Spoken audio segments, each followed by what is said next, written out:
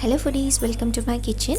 இன்றைக்கி நம்ம சேனலில் just 10 மினிட்ஸ்க்குள்ளே கிறிஸ்பி அண்ட் டேஸ்டியான ஈவினிங் ஸ்நாக் எப்படி செய்கிறதுன்னு பார்க்கலாம்.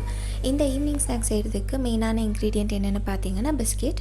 உங்கள்கிட்ட சன்ஃபீஸ்ட் ஒரு மேரிகோல்ட் பிஸ்கெட் எது இருந்தாலும் எடுத்துக்கோங்க. இது ஒரு 8 பிஸ்கெட் இந்த மாதிரி ஜாரில் உடைச்சிட்டு சேர்த்துக்கலாம். இது வந்துட்டு நல்ல ஃபைனான பவுடர் ஆகிற வரைக்கும் அரைச்சி எடுத்துக்கணும். பாருங்கள், இந்த அளவுக்கு பவுடரான போதும். இது இப்போ நம்ம சைடில் எடுத்து வச்சிடலாம். இப்போ ஒரு மிக்சிங் பவுலில் 1 கப் அளவுக்கு பொட்டேட்டோ சேர்த்துக்கலாம், நல்லா தின்னாக ஸ்லைஸ் பண்ணது. அது கூடவே 3/4 கப் அளவுக்கு ஆனியன், 1/4 கப் அளவுக்கு கேப்சிகம் அண்ட் கொஞ்சமாக கருவேப்பிலை சேர்த்துக்கலாம். உங்கள்கிட்ட கேபேஜ் ஆர் கேரட் இருந்தாலும் நீங்கள் இது கூட சேர்த்துக்கோங்க, டேஸ்ட் நல்லாயிருக்கும். இது கூடவே 2 க்ரீன் சில்லி நல்லா ஃபைனாக சாப் பண்ணது, 1/2 டீஸ்பூன் அளவுக்கு ஜீரா அண்ட் 1/4 டீஸ்பூன் அளவுக்கு ஓமம் சேர்த்துக்கலாம். ஓமம் சேர்த்திங்கன்னா டேஸ்ட் ரொம்ப நல்லாயிருக்கும். அண்ட் இப்போது நம்ம அரைச்சி வச்சோம் இல்லையா, இந்த பிஸ்கெட் பவுடர் இது கூடவே ஆட் பண்ணிடலாம். அண்ட் 1/4 கப் அளவுக்கு கடலை மாவு சேர்த்துக்கோங்க, அப்போ தான் நல்லா வரும் டேஸ்ட். அண்ட் அந்த கிறிஸ்பினஸ் கூட நல்லாயிருக்கும் கடலை மாவு சேர்த்திங்கன்னா. இது கூட காரத்துக்கு தகுந்த மாதிரி சில்லி பவுடர் ஒரு 3/4 டீஸ்பூன் அளவுக்கு, 3/4 டீஸ்பூன் அளவுக்கு சாம்பார் பவுடர், 1/2 டீஸ்பூன் அளவுக்கு சாட் மசாலா அண்ட் இந்த ரெசிபிக்கு தேவையான அளவுக்கு உப்பு சேர்த்து இதை வந்துட்டு நல்லா மிக்ஸ் பண்ணி எடுத்துக்கலாம். தண்ணி எதுவுமே சேர்த்தாமல் மிக்ஸ் பண்ணிக்கோங்க. தண்ணி சேர்த்துட்டிங்கன்னா இது கிறிஸ்பியாக வராது.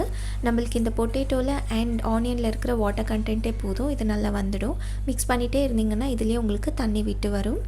இது மிக்ஸ் பண்ணுறதுக்குள்ளே நீங்கள் சேனல் ஃபர்ஸ்ட் டைம் பார்க்குற மாதிரி இருந்தால் மறக்காமல் சேனல் சப்ஸ்கிரைப் பண்ணி பக்கத்தில் இருக்க பெல் ஐக்கன் கிளிக் பண்ணிக்கோங்க. அப்படியே ஆல் நோட்டிஃபிகேஷன் கூட செலக்ட் பண்ணிக்கோங்க. பாருங்கள், இது இந்த கன்சிஸ்டன்சியில் தான் இருக்கணும். இப்படி கையில் பிடிச்சிங்கன்னா ஒன்றா சேரணும். இப்படி இருந்ததுன்னா இது ரெடி ஆகிடுச்சின்னு அர்த்தம். இது இப்போ எப்படி சுடுறதுன்னு பார்க்கலாம். இது சுடுறதுக்கு ஆல்ரெடி நான் எண்ணெய் வச்சுட்டேன். எண்ணெய் நல்லா காஞ்ச உடனே இதை நம்ம பக்கோடா மாதிரி எண்ணெயில் போட்டுடலாம். உங்களுக்கு எந்த ஷேப்பில் வேணாலும் இதை நீங்கள் சுட்டு எடுத்துக்கலாம். இது போட்ட உடனே மிக்ஸ் பண்ணாதீங்க, ஒட்டிடும். இது ஒரு 2 மினிட்ஸ் அப்படியே ஆயிலில் டீப் ஃப்ரை ஆகட்டும். அதுக்கப்புறமா நம்ம இதை ஃப்ளிப் பண்ணி போட்டு வேக வச்சுக்கலாம். பாருங்கள், இது ஒரு 2 மினிட்ஸ் நல்லா டீப் ஃப்ரை ஆகிடுச்சு. இது இப்போ இன்னொரு சைட் ஃப்ளிப் பண்ணி போட்டு இன்னொரு 2 to 3 மினிட்ஸ்க்கு மீடியம் ஹீட்டில் நல்லா டீப் ஃப்ரை பண்ணி எடுத்துக்கலாம். இது வந்துட்டு நல்லா கோல்டன் கலராக மாறணும். பாருங்கள், இது நல்ல கோல்டன் கலர் ஆகிடுச்சு, நல்லா கிறிஸ்பியாக வந்திருக்கு. இந்த பக்கோடாவை இப்போ நம்ம ஆயிலேருந்து எடுத்துடலாம். அண்ட் எல்லா பக்கோடாவும் நம்ம இதே மாதிரி சுட்டு எடுத்துக்கலாம். இது வந்துட்டு ரொம்ப ஈஸியான ஒரு ஈவினிங் ஸ்நாக். யார் வேணாலும் வீட்டில் செய்யலாம், ஜஸ்ட் 10 மினிட்ஸ்க்குள்ளே. ஸோ கண்டிப்பாக வீட்டில் ட்ரை பண்ணுங்கள்.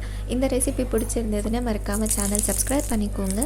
அட்லீஸ்ட் லைக் ஆச்சு பண்ணுங்கள் இந்த வீடியோக்கு. வேறு ஒரு ரெசிபியோட பார்க்கலாம். until then take care.